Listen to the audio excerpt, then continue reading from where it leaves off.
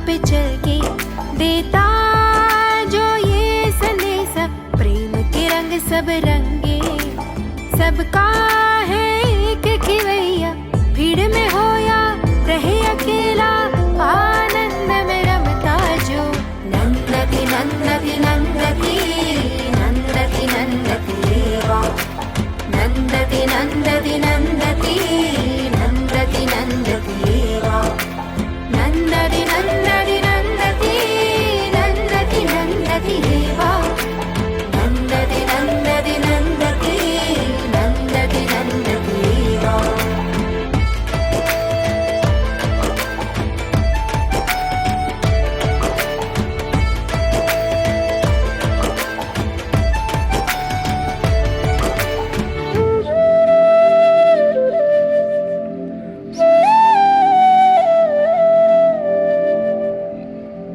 भक्त न चाहे भोग जगत के, मोक्ष न उसे लुभाए, सुध बुध बिसरे तन की, बस प्रियतम ही मन भाए। प्रेम एक सहज भावना है। यही प्रेम जब परमात्मा की ओर गति करता है तो भक्ति का रूप लेता है। मनुष्य में अनेकों जन्मों के सुकृतों और ईश्वर व गुरु की कृपा के फलस्वरूप भक्तिभाव का उदय होता है। किन्हीं महात्माओं में यह भक्ति जन्मजात हो सकती है। उनके परिवार में कोई उनके जैसा भगवत परायण आदर्श हो, यह कोई जरूरी नहीं। अम्मा के जीवन में भी यह बात चरितार्थ हुई। ये श्याम वर्णा बालिका जन्म के समय रोई नहीं और पद्मासन लगाए थी। बचपन से ही वो कृष्ण भक्ति में इस तरह रची पची थी कि नीले मेघों को देखती तो उनका कृष्ण वर्ण देख उनकी समाधि लग जाती। नाव के इंजन की गूंज हो या बादलों की गर्जना, उन्हें तो ओंकार ही सुनाई देता था। समुद्र के नीले जल को देख कृष्ण को याद कर उनकी आंखों से आंसू बह निकलते।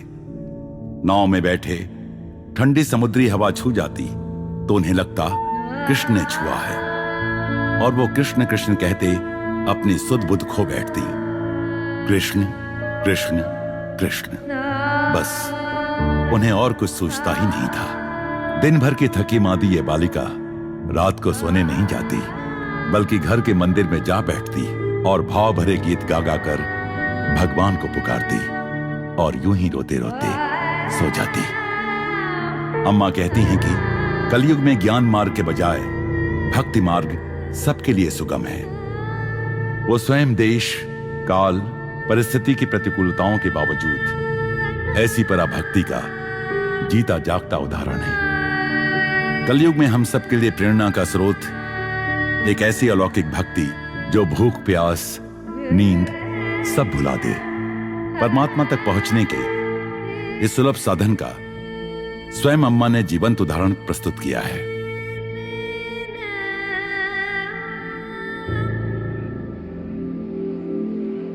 प्रेम स्वरूपी, आत्म स्वरूपी सभी को नमस्कार। ഈ ലക്ഷ്യമുണ്ടെങ്കിൽ നമുക്ക് പ്രയത്നിക്കാനുള്ള പ്രേരണയും ശക്തിയും കിട്ടുള്ളൂ. ആ ലക്ഷ്യത്തിലെത്താനുള്ള ശ്രമത്തിൽ നമുക്ക് പരാജയങ്ങൾ സംഭവിക്കാം. പക്ഷെ എന്നാലും നമ്മൾ തളരാൻ പാടില്ല. अपने स्वरूप को जानने के लिए शुरुआत में यम नियम का पालन आवश्यक है। ब्रह्मचर्य, बोलचाल में विनम्रता, देखने में विनम्रता और सब कर्मों में विनम्रता और सावधानी होनी चाहिए। कैसा होना चाहिए साधक का व्यवहार? ड्राइविंग सीखने वाला हाईवे पर गाड़ी चलाएगा तो गाड़ी ठोकेगा और खुद भी मर जाएगा। खुले मैदान में ही ड्राइविंग सीखी जा सकती है। साइकिल हो या कार, पहले मैदान में ही सीखनी चाहिए। सीखने के बाद फिर कहीं भी चलाओ। यम नियमों का पालन करते हुए साधक को औरों के लिए आदर्श स्थापित करना चाहिए। इस रास्ते पर चलते हुए हम यहाँ तक पहुँचे हैं, ऐसे हमने अपने मन पर संयम रखा। अब हमारा मन हमारी बात मानता है। यहाँ पहुँचने के लिए हम इस मार्ग पर चले हैं। प्राप्ति के बाद उसका तिरस्कार करना उचित नहीं। हमें उसे भुलाना नहीं, दूसरों के लिए आदर्श बनना है। सब लोग ज्ञानी नहीं हैं। ज्ञानी भी आदर्श स्थापित करने के लिए आम आदमी के स्तर पर उतर आते हैं। ब्रह्म सूत्र का उपदेश पहले गुरु परंपरा द्वारा दिया जाता था। तब पुस्तक छापने के लिए प्रेस तो होती नहीं थी। आज 100 रुपए में ब्रह्म सूत्र की पुस्तक खरीद लो। पढ़ने के बाद कहते हैं मैं ब्रह्म हूँ, मैं आत्मा हूँ, आत्मा मात्र है। आचरण में ब्रह्म का कोई भी गुण नहीं दिखता। टेप रिकॉर्डर की तरह बोलते हैं पर उसका अभ्यास नहीं करते। तर्क करते हैं लेकिन उनके व्यवहार में कुछ नहीं दिखता। हमें अपने व्यवहार द्वारा दूसरों के लिए आदर्श बनना है। तुम जहाँ भी हो, इसके लिए तुम्हें निश्चित रूप से उनके स्तर पर उतरना ही होगा। पुलिस की वर्दी में सिपाही चोर का पीछा करे तो चोर भाग सकता है, जबकि आम कपड़े पहनकर जाए तो आसानी से चोर को पकड़ लेगा। अतः उनके स्तर पर जाने से दूसरों का और हमारा अपना उत्थान होगा। हमें दूसरों के स्तर को समझना चाहिए, इसलिए यम नियम का पालन करना चाहिए। अपने अंदर छिपी अच्छाई को अपने कर्मों में लाना चाहिए। सद्गुण हमारे अंदर हैं। हर चीज ईश्वर है, मिट्टी भी ईश्वर है। इस मिट्टी से भूत प्रेत की मूर्ति भी बना सकते हैं और ईश्वर की भी। पेन तुम्हारे हाथ में है, इससे अच्छा भी लिख सकते हो और बुरा भी। पेपर तुम्हारे हाथ में है, इस पर अच्छी कविताएं भी लिख सकते हो और बुरी भी। हमें विवेक से काम लेना चाहिए। जिस छात्र का लक्ष्य परीक्षा में प्रथम आने का है, वो रात को ज्यादा न खाकर सोएगा तो सुबह जल्दी उठ पाएगा, मन लगाकर पढ़ सकेगा, फिल्में नहीं देखेगा, एग्जाम्स के लिए टाइम टेबल प्लान करता है, टीवी या कंप्यूटर नहीं देखेगा। लक्ष्य ही उसे इन पर विजय पाने हेतु वैराग्य देता है। लक्ष्य ही प्रयत्न करने की प्रेरणा और शक्ति देता है। लक्ष्य प्राप्ति की कोशिश में पराजय भी हो सकती है, पर हिम्मत नहीं हारनी चाहिए। मान लो कहीं आप भागे जा रहे हो, रास्ते में फिसलकर गिर गए। अरे मैं गिर गया, मुझे आगे नहीं जाना, मैं यहीं ठीक हूँ, ऐसा नहीं सोचना है कि यहाँ बड़ा आराम है, मस्ती से पड़े रहो, या ओह मैं गिर गया। ये सोचकर रोते ना बैठें, या यहाँ आराम है सोचकर पड़े ना रहें। उठकर आगे चलने के भाव को जागृत करें। यहाँ फिसलन है, इसलिए हमें अब संभलकर चलना चाहिए, सावधानी बरतनी होगी। यदि सावधान न रहे तो गहरे गड्ढे में गिर सकते हैं। उस गहरे गड्ढे में गिरकर फिर कभी उबर न पाने से बचाने के लिए ही शायद ये अनुभव आया, या ये ईश्वर की चेतावनी थी। स्वीकृति के इस भाव के साथ आगे बढ़ना चाहिए। कभी पराजित हो भी सकते हैं, पढ़ाई कर रहे हो या कोई नया काम हाथ में लें, पराजय का सामना करना पड़ सकता है। कई असफल लोग आगे चलकर महान और प्रसिद्ध हुए हैं, इसलिए प्रयत्न करते रहना चाहिए। पराजय को विजय की सीढ़ी समझकर आत्मविश्वास के साथ आगे बढ़ने का भाव हो। एक प्रेस रिपोर्टर ने सुविख्यात व्यक्ति से पूछा, जीवन में सच्ची विजय यानी क्या? उसका उत्तर था, पराजय को स्वीकार लेना जीवन की सच्ची विजय है। यानी स्वीकृति का भाव विजय प्राप्ति का मार्ग है। पूर्व निर्धारित मत के ही कारण हम कुछ और स्वीकार नहीं कर पाते। एक महिला अपनी एक पुरानी सहेली से मिली तो उसने पूछा, कैसी हो? बोली, मेरी शादी हो गई, बस ठीक है। पूछा, जिंदगी कैसी चल रही है?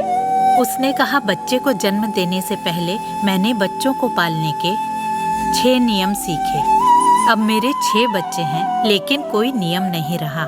मैं उनसे बच्चे नहीं पाल पाई, उन 6 नियमों से नहीं पाल सकी। उन नियमों को पालकर मेरा सारा समय दुखी होने, गुस्सा करने और गालियां देने में जाता था। नींद उड़ गई, मैं मायूस हो गई, बच्चों पर गुस्सा करती रहती। तब मैंने संकल्प लिया, स्वीकार करो, धीरज के साथ बच्चों की बात सुनो, उनके तल पर जाकर उन्हें समझकर आगे चलो। स्वीकृति का मनोभाव हमें अपनाना होगा।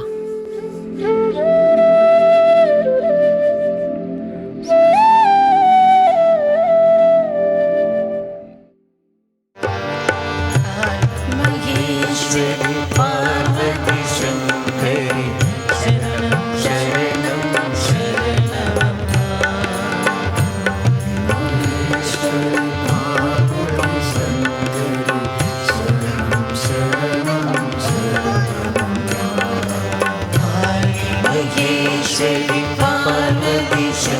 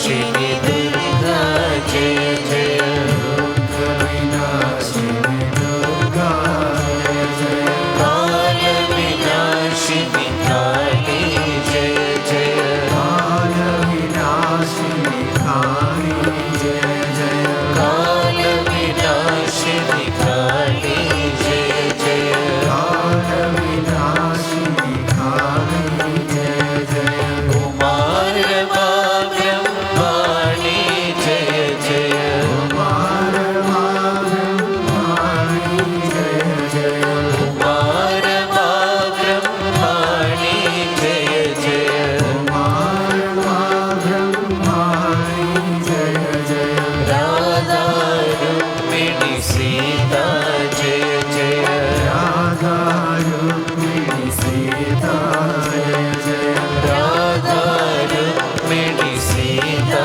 जय जय राधा रुक्मिणी सीता जय जय राधा रुक्मिणी सीता जय जय राधा रुक्मिणी सीता राधा रुक्मिणी सीता जय जय राधा रुक्मिणी सीता महेश्वरी पार्वती शंकरी शरणं शरणं शरणं महेश्वरी पार्वती शंकरी शरणं शरणं शरणं शरणं शरणं शरणं शरणं शरणं शरणं शरणं शरणं शरणं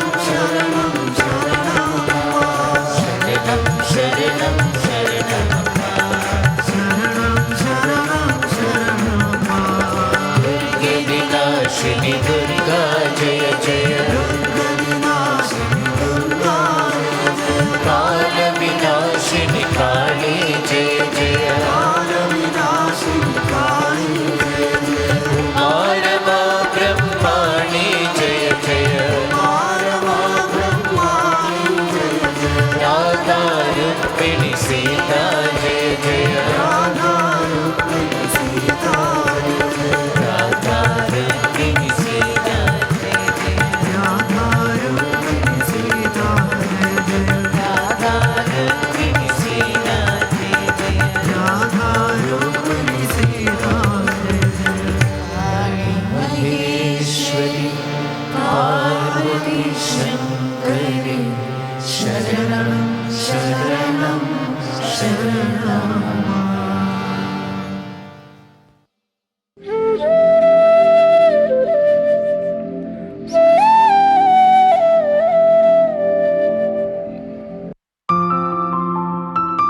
यूरोप का प्रमुख आर्थिक एवं तकनीकी प्रतिरूप जर्मनी एक सुरम्य स्थान है। अपने पहाड़ों और वादियों, जंगलों और नदियों और उतने ही मोहक रोमन गॉथिक और बरोक शिल्पकला के लिए जाना माना है।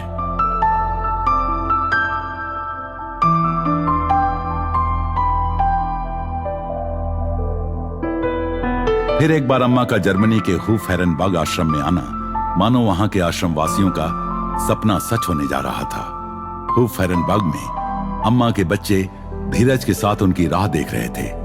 सच कहें तो वे लोग अपनी प्यारी अम्मा के आने के इंतजार में पिछले कुछ दिनों से शायद ही सोए थे।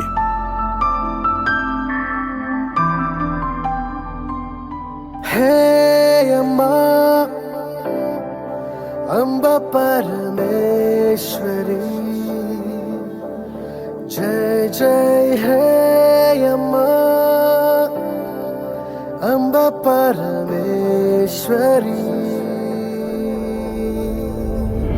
शारदे सानंद सागरे शरणांबिके आनंद में हरा कृपा करो अमृतेश्वरी। दो जर्मन शहरों के मेयरों ने माल्यार्पण कर अम्मा का स्वागत सत्कार किया। ब्रॉम्बेक के श्री कैडो ने अपने उत्साहपूर्ण स्वागत अभिभाषण में लोकोपकारी क्षेत्र में अम्मा को विश्व में सबसे अग्रणी बताया। हर्षोल्लास के उन क्षणों में श्री कैडो ने कहा कि यह भेंट बहुत विशेष एवं अतुल्य है। धर्म कार्यों, आपदा राहत कार्यों और स्वास्थ्य एवं शिक्षा के क्षेत्र में योगदान, इस प्रकार के कार्य अम्मा की व्यापक करुणा को दर्शाते हैं।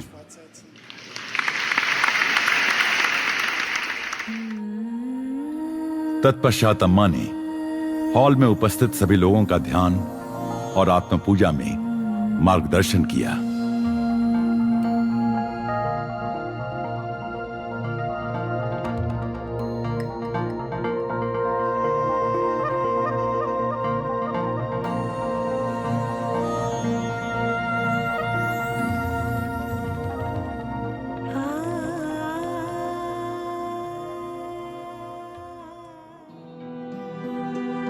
अम्मा दर्शन देने लगी तो हजारों की संख्या में जर्मन लोग उनका वात्सल्य स्पर्श पाने के लिए कतार में खड़े हो गए।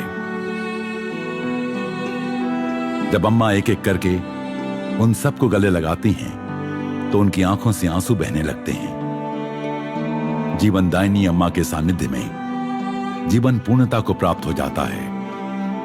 भगवान को एक प्यारी सी मां के रूप में पाकर जो अपने जीवन को सारे जग को अर्पण कर रही हैं, भक्तजन श्रद्धा एवं भक्ति भाव से भर जाते हैं।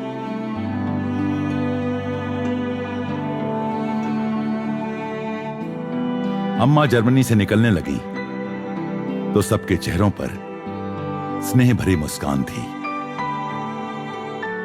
ये सब लोग अम्मा के यहां आने के लिए हृदय से उनके आभारी हैं।